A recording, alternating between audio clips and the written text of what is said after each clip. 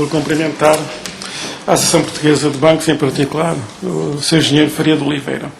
Um ponto prévio, nós estamos aqui nestas audições a discutir um projeto de lei de iniciativa do Partido Socialista. A maioria, PSD e CDS, nas suas intervenções, de uma forma ou de outra, já foram deixando claro que não aprovarão este projeto de lei. A ver, vamos, mas foi a ideia com que eu fiquei. Mas, de qualquer modo, está em discussão no Parlamento Europeu uma proposta de regulamento, que já foi votada na Comissão respectiva e aprovada, irá ser votada em plenário, creio que em abril, e, portanto, penso que será uma questão de tempo até estas limitações às CIMs, às Comissões Interbancárias Multilaterais, serem implementadas. O que o projeto de lei do Partido Socialista fazia era antecipar em 2 anos uma das medidas previstas nessa legislação europeia. Portanto, penso que é um facto que, mais cedo ou mais tarde, com a legislação nacional ou com a legislação europeia, estas comissões interbancárias multilaterais serão limitadas a 0,2%, 0,3%, dependendo se são cartões de débito ou de crédito. Agora, relativamente à intervenção apresentada e à exposição apresentada pela APB, foi traçado aqui um quadro muito negro da situação do sistema bancário e da sua rentabilidade e até um cenário quase catastrofista relativamente à situação que ocorreria se estas comissões interbancárias multilaterais fossem limitadas. E a APB sustentou esta sua exposição, com a qual digo desde já que não concordo, números e análise de dados estatísticos a partir de 2007 em diante.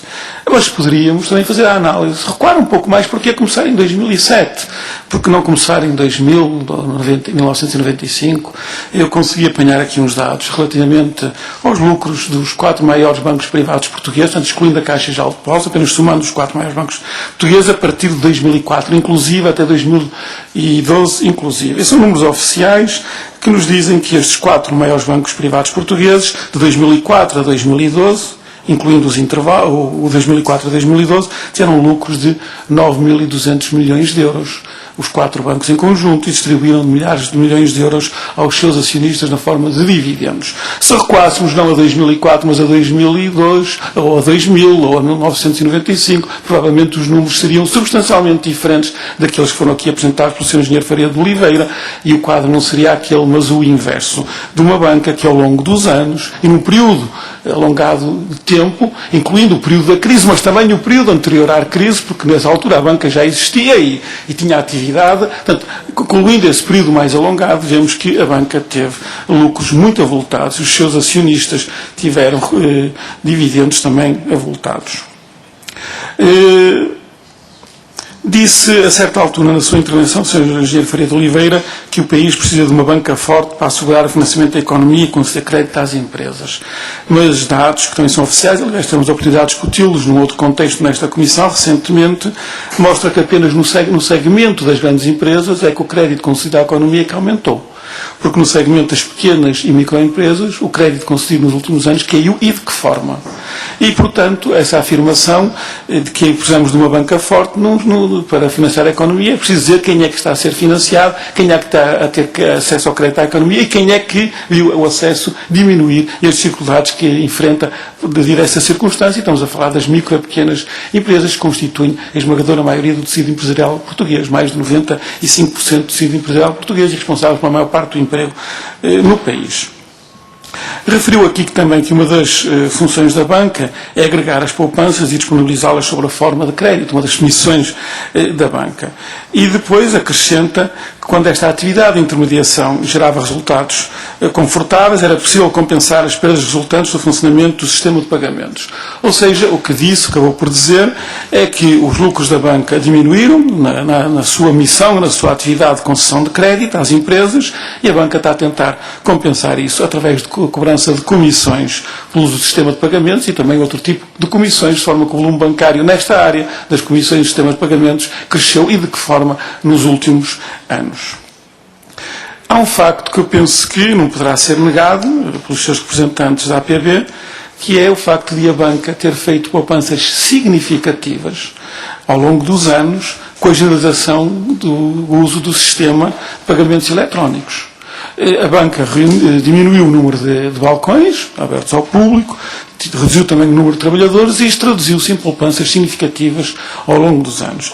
O Banco de Portugal estima que essas poupanças, com a generalização do sistema de pagamentos eletrónicos, estima que essas poupanças atinjam cerca de 300 milhões de euros por ano. Não sei se o Sr. Engenheiro Faria de Oliveira confirma ou não estes números e, se não confirmar, quais são as poupanças que estima para a banca com a generalização dos sistemas de pagamento eletrónicos que ocorreram em Portugal nos últimos anos.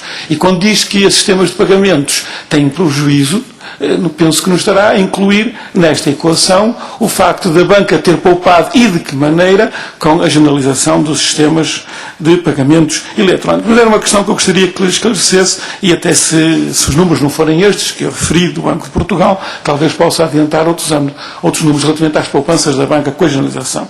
E a banca, fazendo essas poupanças significativas, com a utilização dos sistemas dos cartões, digamos assim, de uma forma simples, quer também cobrar pelo uso dos próprios cartões e pelo uso do sistema de pagamentos. E é isso que está em causa neste momento. Por um lado, a utilização dos cartões nas caixas multibanco não é permitida pela legislação.